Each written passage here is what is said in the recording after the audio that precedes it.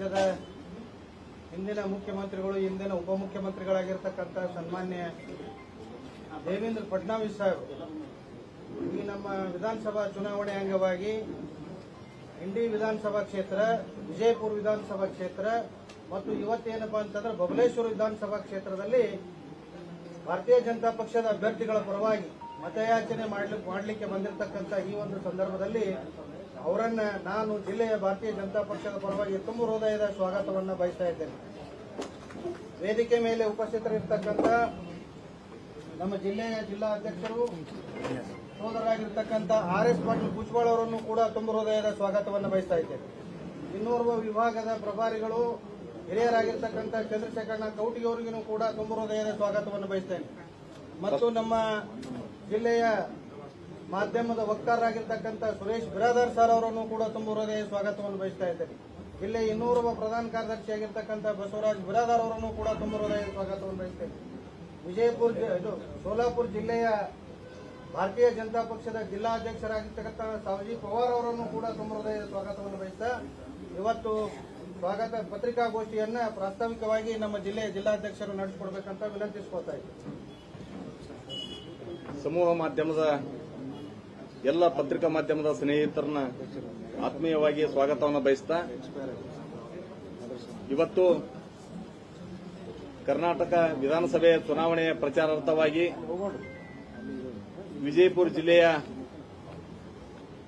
8 ವಿಧಾನಸಭಾ ಕ್ಷೇತ್ರಗಳ ಪ್ರಚಾರ ಭರದಿಂದ ಸಾಗಿದ್ದು, ನಿನ್ನೆ ದಿವಸ ನಮ್ಮ ಮಹಾರಾಷ್ಟ್ರದ ಈ ಹಿಂದಿನ ಮುಖ್ಯಮಂತ್ರಿಗಳು ಇವತ್ತಿನ ಉಪಮುಖ್ಯಮಂತ್ರಿಗಳಾಗಿರ್ತಕ್ಕಂಥ ಜನಪ್ರಿಯ ನಾಯಕರಾಗಿರ್ತಕ್ಕಂಥ ದೇವೇಂದ್ರ ಫಡ್ನವೀಸ್ ಅವರು ನಿನ್ನೆ ಇಂಡಿ ವಿಧಾನಸಭಾ ಕ್ಷೇತ್ರದಲ್ಲಿ ಪ್ರವಾಸ ಮಾಡಿ ಅಲ್ಲಿ ಮತಯಾಚನೆ ಮಾಡಿ ಅಲ್ಲಿ ಸಮಾಜದ ವಿವಿಧ ಸ್ತರದ ಎಲ್ಲ ಪ್ರಮುಖರನ್ನ ಭೇಟಿಯಾಗಿ ಮಾತುಕತೆ ಆಡತಕ್ಕಂಥ ಒಂದು ಕೆಲಸ ಆಯಿತು.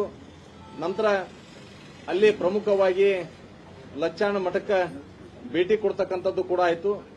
ತದನಂತರ ನಿನ್ನೆ ದಿವಸ ಸಂಜೆ ವಿಜಯಪುರ ನಗರಕ್ಕೆ ಆಗಮಿಸಿ ಛತ್ರಪತಿ ಶಿವಾಜಿ ಮಹಾರಾಜರಿಗೆ ಮಾಲಾರ್ಪಣೆ ಮಾಡುವುದರ ಮುಖಾಂತರ ಆ ಒಂದು ಕಾರ್ಯ ಮುಗಿಸಿಕೊಂಡು ನಂತರ ಡೋಬ್ಲೆ ಗಲ್ಲಿಯೊಳಗೆ ಒಂದು ಚಾಪೆ ಚರ್ಚೆ ಅಂತ ಹೇಳಿ ಅಲ್ಲಿ ಪ್ರಮುಖ ಕಾರ್ಯಕರ್ತರ ಜೊತೆ ಒಂದು ಸಂವಾದ ಒಂದು ಕಾರ್ಯಕ್ರಮ ಏರ್ಪಾಡು ಮಾಡಿತ್ತು.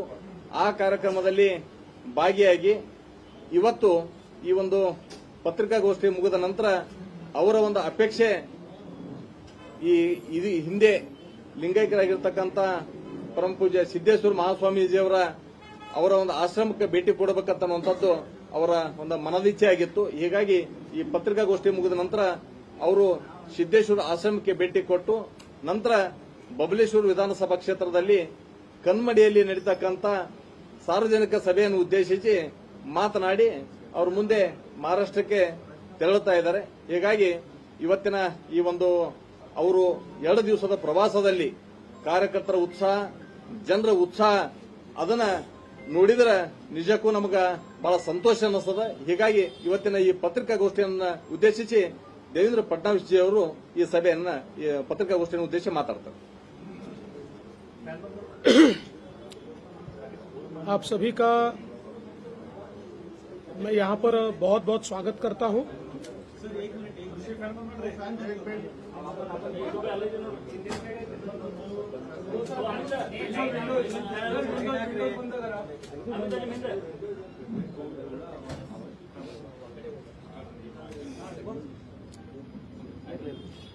मीडिया के सभी बंधुओं का मैं यहाँ पर बहुत बहुत स्वागत करता हूँ। 10 मई को कर्नाटक विधानसभा का चुनाव होने वाला है और मुझे पूर्ण विश्वास है कि हमारे आदरणीय प्रधानमंत्री नरेंद्र मोदी जी के नेतृत्व में मार्गदर्शन में कर्नाटक में बसवराज बोम्मई जी की सरकार फिर से चुनकर आएगी और कर्नाटक की जनता ये डबल इंजन सरकार को ही प्राधान्य देगी। जैसा हम जानते हैं कि जिस प्रकार से देश के अंदर प्रधानमंत्री मोदी जी ने गरीब कल्याण का एजेंडा लाया और आज उसका लाभ डबल इंजन सरकार के कारण कर्नाटक को भी मिला है। करीब करीब 55 लाख घरों में कर्नाटक के शौचालय बना है। 45 लाख से ज्यादा घरों में पीने का पानी पहुंचा है। 25 लाख लोग जो खुद के मकान में नहीं रहते थे उनको मकान घर मिला है। महिलाओं को गैस सिलेंडर मिला है और हमारे किसानों को प्रधानमंत्री कृषि सम्मान योजना से मोदी जी 6,000 रुपये देते हैं तो वही हमारी कर्नाटक की सरकार भी 4,000 रुपये से 10,000 रुपया देने वाली ये अनोखी सरकार है। आज कर्नाटक की सरकार ने विशेष रूप से विद्यार्थियों के लिए अलग अलग प्रकार से उनको एजुकेशन मिले इस दृष्टि से कई प्रकार की स्कॉलरशिप शुरू की है और हमारी जो बीपीएल की महिलाएं हैं उनको भी 2,000 रुपया दिया जा रहा है और विशेष रूप से समाज के जो अलग अलग घटक है उनके लिए कई योजनाएं ये राज्य सरकार की ओर से चल रही है। केंद्र सरकार ने भी इरिगेशन के लिए राज्य को एक बड़ा पैकेज दिया है जिसके कारण सिंचाई की व्यवस्थाएं ये भी बहुत बड़े पैमाने पर बढ़ रही है। विशेष रूप से जिस प्रकार से एससी एसटी हो या लिंगायत समाज हो, वोकलिंगा हो, इन सभी समाजों के लिए ओबीसी हो, जिस प्रकार से नए सिरे से आरक्षण देने का काम ये कर्नाटक की सरकार ने किया है, इससे सोशल जस्टिस को नीचे तक ले जाने में एक बहुत बड़ा फायदा होगा और कांग्रेस की जो अपीजमेंट की पॉलिसी रही है, केवल माइनॉरिटी अपीजमेंट कर कर चुनकर आना, इस प्रकार की जो उनकी पॉलिसी रही है वो पॉलिसी भारतीय जनता पार्टी को मान्य नहीं है। हम सभी को विकास चाहते हैं, सबको साथ में लेकर जाना चाहते हैं। सबका साथ सबका विकास ये मोदी जी ने नारा दिया है, लेकिन वोट बैंक की राजनीति ये भारतीय जनता पार्टी नहीं करती और इसलिए वोट बैंक की राजनीति के खिलाफ भारतीय जनता पार्टी ने हमेशा लड़ाई की है। और मुझे लगता है कि जो फैसला मुंबई जी की सरकार ने लिया है वो अपने आप में एक बहुत महत्वपूर्ण इस प्रकार का फैसला है। आज हमारे इस विजयपुर में भी भारतीय जनता पार्टी को बहुत अच्छा समर्थन मिल रहा है।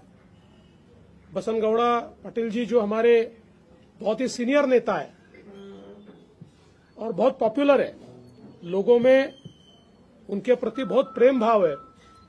मेरा विश्वास है कि वो तो रिकॉर्ड वोटों से चुनकर आएंगे, लेकिन इस डिस्ट्रिक्ट की जो सीटें हैं वो भारतीय जनता पार्टी के कब्जे में आएगी। भारतीय जनता पार्टी बड़े पैमाने पर इन सीटों को जीतेगी क्योंकि कर्नाटक का मन बना है कि बीजेपी के साथ जाना है और कर्नाटक के लोग बीजेपी को चुनकर देंगे, ये मेरा विश्वास है। जो आरोप लग रहा है कि जो कांग्रेस वाले आरोप लगा रहे हैं कि 40% कमीशन लेते हैं, ये कॉन्ट्रैक्टर एसोसिएशन ने प्रधानमंत्री जी को भी पत्र लिखा, लेकिन कांग्रेस वाले कहते हैं कि मोदी जी ने उसका रिप्लाई तक नहीं किया, जवाब देने का उनका जरूरी नहीं समझता। इसका मतलब ये है कि वो करप्शन के फेवर में है, क्या बोलते हैं? देखिए, कांग्रेस ने आज तक एक भी सबूत नहीं दिया। कांग्रेस की आदत है आरोप लगाते हैं और भाग जाते हैं। उन्होंने पिछले 9 सालों में मोदी जी पर भी आरोप लगाकर देखा, एक सबूत वो दे नहीं पाए। कांग्रेस वाले इसलिए बौखलाए। हमारे गृह मंत्री अमित शाह जी ने बहुत अच्छा उसका वर्णन किया है। कांग्रेस वाले इसलिए बौखलाए, उनके लिए कर्नाटक एटीएम था। केंद्रीय कांग्रेस कर्नाटक से कभी भी पैसा उठाकर ले जाती थी। वो एटीएम बंद होने के कारण इस प्रकार की उनकी बौखलाहट है। सर, अभी सुनना है सिर्फ महाराष्ट्र में और आप एक बार सीएम बना रहे हैं। नहीं, महाराष्ट्र में कोई चेंज नहीं है। महाराष्ट्र में जो एकनाथ शिंदे जी है वही सीएम है, चुनाव तक भी वही सीएम रहेंगे, चुनाव भी उन्हीं के नेतृत्व में लड़ेंगे और चुनाव हम जीतेंगे। वरिष्ठ लोग बोल रहे हैं आप छोड़ दीजिए। शिवाजी से आपका कोई अरे भाई, कर्नाटक का पूछिए, छोड़ दीजिए। आप आए पहली बार इसलिए तो हमें पूछना पड़ा है। चर्चा का विषय लोगों को भी मालूम होना चाहिए। ऐसा है कि मैंने आपको बहुत स्पष्ट बताया, बाकी जो चीजें चल रही है वो चीजें मीडिया में है। जी, आप कुछ पूछ रहे थे। सर, महाराष्ट्र के बहुत सारे बॉर्डर्स में जो कन्नडिगा लोग रहते हैं, वहाँ से वो लोग इधर कर्नाटक में आना चाहते हैं, तो उनको फैसिलिटी नहीं मिल रहा है महाराष्ट्र गवर्नमेंट से। आप इसके बारे में क्या बोलते हैं? देखिए, ऐसा कोई बात नहीं है। महाराष्ट्र गवर्नमेंट अपनी फैसिलिटी देती है, कर्नाटक अपनी फैसिलिटी देती है, और जो मुद्दा है वो तो कोई आज का नहीं है। तो आप चुनाव के समय उस मुद्दे को क्यों उछालना चाहते हो? कर्नाटक में बीमा क्यों जारी कर रहे हैं? मराठी भाषा का नाम देखिए, वो भी आप जो कह रहे हैं ये हमारी सरकार के समय नहीं हुआ। कांग्रेस की सरकार जब कर्नाटक में थी और कांग्रेस की सरकार जब महाराष्ट्र में थी, उस समय हुआ ये। उसका हमने पत्र भी जारी कर दिया है। कर्नाटकमधल्या मराठी भाषिकांना महात्मा फुले जन आरोग्य योजना देण्याचे कारण काय होतं? कारण इथं ऑलरेडी अनेक योजना आहेत. मी मगाशी पण सांगितलं, हा आदेश जेव्हा कर्नाटकमध्ये काँग्रेसचं सरकार होतं आणि महाराष्ट्रात काँग्रेसचं सरकार होतं तेव्हा निघालेला आदेश आहे। त्यामुळे आज निघालेला आदेश नाही आहे। सरकार बीजेपी का बीजेपी सरकार है यहाँ पे, लेकिन हर नया मुद्दे पे फिर बेलगाम का इशू उठाते हैं, जबकि महाजन कमेटी की रिपोर्ट क्लियर हो है कि बेलगाम कर्नाटक का हिस्सा है, तो क्यों बार बार मुद्दा उठाया जाता है बेलगाम का? देखिए, महाराष्ट्र सरकार के द्वारा देखिए, ये कोई आज उठा है? ये कोई आज का विषय है? ये तो सालों से चल रहा है और इसके ऊपर सुप्रीम कोर्ट में केस है, इसलिए इसके ऊपर बोलना ठीक नहीं है। सुप्रीम कोर्ट के सामने केस जब चलती है उस समय उसके ऊपर चर्चा करना ये योग्य नहीं होता। सर, विश्व कन्नड़ सम्मेलन बनाए तो आप विरोध करते हैं।